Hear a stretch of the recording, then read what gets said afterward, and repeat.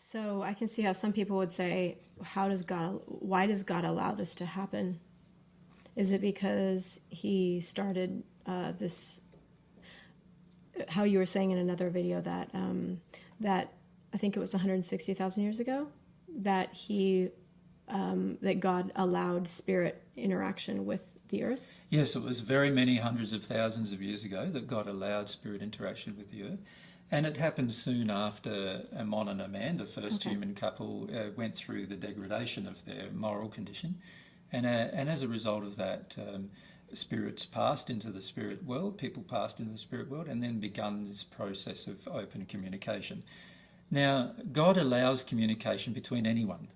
So this is the thing we understand. Many times when people say, why does God allow spirit communication? Well, God doesn't see a spirit as a person different to any other person on earth who can communicate via their voice. So for that reason, God allows communication between any person, any human that has ever lived and ever will live, will actually be able to communicate whenever they arrive on earth and start this process of incarnation on earth. They will actually be able to communicate with anyone. Whether that person is malevolent or benevolent, the person they're communicating with, will depend entirely on the feelings and emotions and the different belief systems in the person themselves. Okay. So that is completely determined, not by God, but rather by the person's own condition.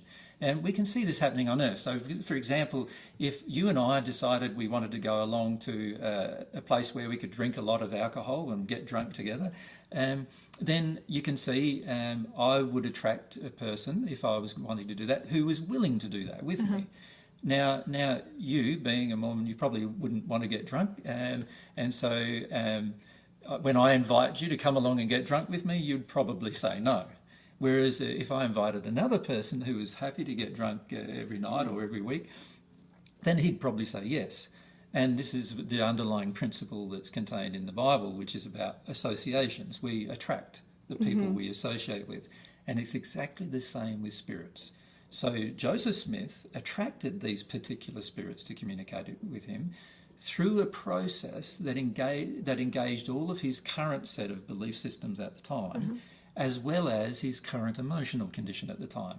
Some of which, was quite sexualized in nature, some of which was quite male-based chauvinism in nature, some of which was a desire to actually connect with God and a pure desire to connect with God, and some of it was his pure desire to have more truth in his life.